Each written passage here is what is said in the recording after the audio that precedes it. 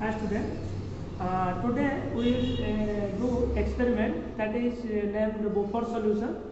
So Beaufort are two types, acidic Beaufort and basic Beaufort. But today we will do basic Beaufort solution. So for the basic Beaufort we need some chemical apparatus and chemical solution and pH indicator. Or pH solution, the universal known as the universal pH solution.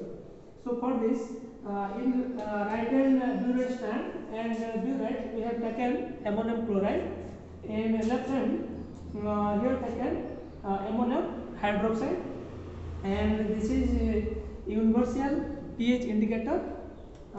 Then take 9 test tube. For each test tube we have to take ammonium hydroxide and ammonium chloride at constant volume. That means if you take ammonium hydroxide 9 ml and you have to take ammonium chloride 1 ml. So first of all we have to take 9 ml. Here starting from 0 we take 9 ml of ammonium hydroxide.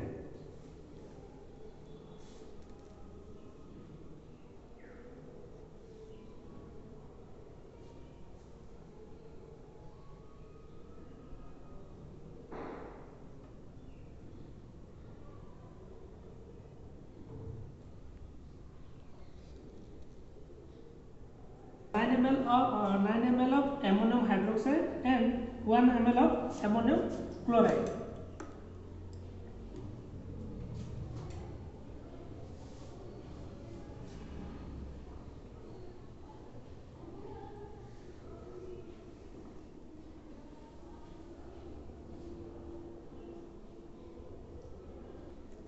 This is 10 ml of ammonium hydroxide and ammonium chloride mixture.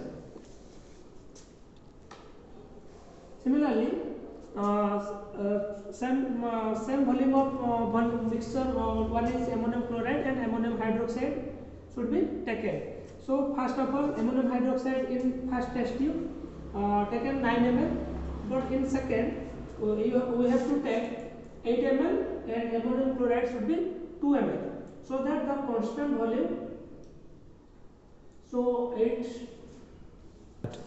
Now here we have prepared same volume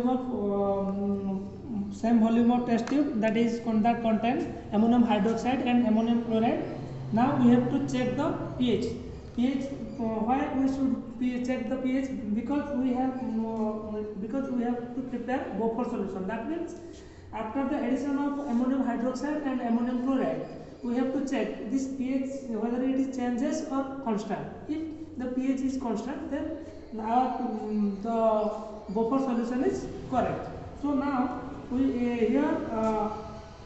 should be check our pH by using universal pH indicator. So here first of all we add 1 or 2 drops of universal indicator in each test tube. Then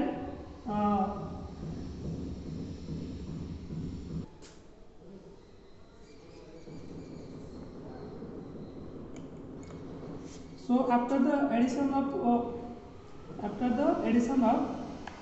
pH indicator, now this color of this solution or the color of the test tube solution, it changes into blue color.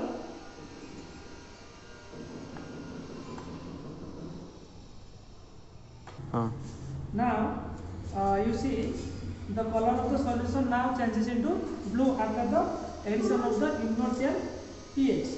Or from this indicator, this is the color of the pH resistance. That means our color of this pH here this color is resembled with this pH range. That means pH 8, 7 or 8. That means this color indicates the numerated or calibrated number indicates the pH value. That means the pH is now 7 to 8. So this is the pH, and now in theoretically start. Now from this experiment, here we have taken in test tube 1, in test tube 2, in test tube 3, ammonium hydroxide is taken 9 and ammonium chloride is taken 1. The volume is 10, but this pH range become 7 to 8 or approximately 7.5 or 8. Similarly, in test tube 2, ammonium hydroxide is 2, ammonium chloride is 2, and the pH is also 8. That means the pH almost same.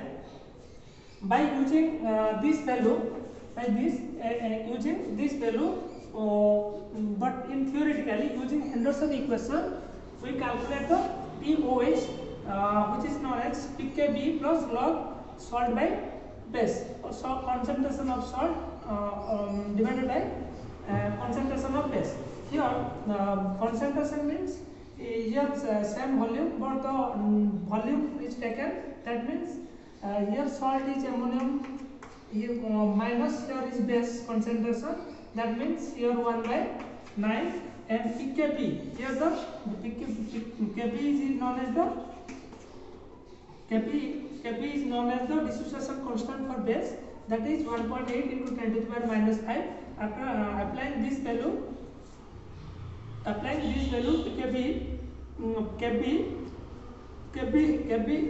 is equal to negative logarithm of pKb is equal to negative logarithm of Kb. By using this formula, we may calculate the pKb, that is negative 1.8 into 10 to the power minus 5. This and putting this value on the concentration, we may calculate the pH. For the basic reason behind this maintaining the pH, that is here ammonium chloride will dissolve ammonium plus Cl minus 1, or ammonium hydroxide dissolve ammonium plus OH minus. But here this is the common ion effect which suppress the dissociation of ammonium hydroxide. This common ion effect suppress the dissolution of ammonium hydroxide or this constant pH value. Thank you.